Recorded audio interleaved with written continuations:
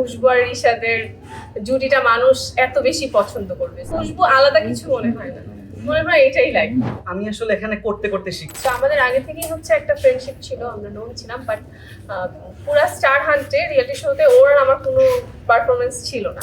তো ওই দিক থেকে ওর সাথে আমার একটা ফর্মাল সম্পর্ক ছিল।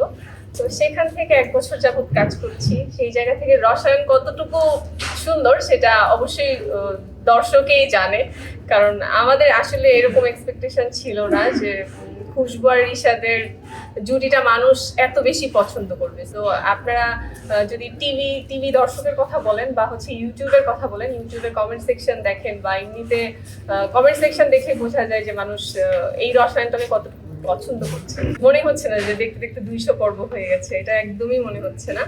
আর খুশবুর লাইফটার সাথে এত বেশি কানেক্টেড হয়ে গেছি, এটা এখন খুশবু আলাদা কিছু মনে হয় না, মনে হয় এটাই লাইফ। আসবো, খুশবু হব, শুট করব, যাব, এটা একটা রেগুলার লাইফ হয়ে গেছে। এটা যদি অনন্তকাল চলে আমার মনে হয় আমি এটাতে পার করে দিতে পারবো। এত বড় বড় শিল্পীদের সাথে যাদেরকে আমরা ছোট থেকে যাদের অভিনয় দেখে আমরা ইন্সপায়ার হয়েছি যে কাজ করার জন্য, তাদের সাথে কাজ করার বা এত কাছে থেকে দেখার সুযোগ পেয়েছি, এটা পুরোটা একটা লার্নিং ছিল।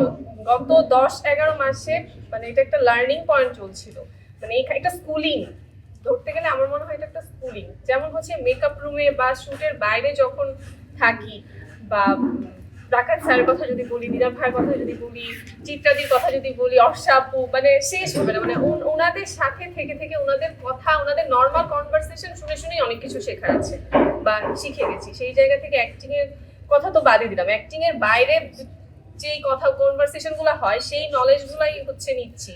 আর সেই জায়গা থেকে অ্যাক্টিং এর কথা কি বলবো, সেখান থেকে তো মানে তাদের সাথে অ্যাক্টিং করতে পারার সুযোগ পেয়েছি, এটাই আসলে অনেক বেশি কিছু। আমার প্রিভিয়াস যে অ্যাক্টিং এর খুব একটা এক্সপিরিয়েন্স আছে বিষয়টা এমন না।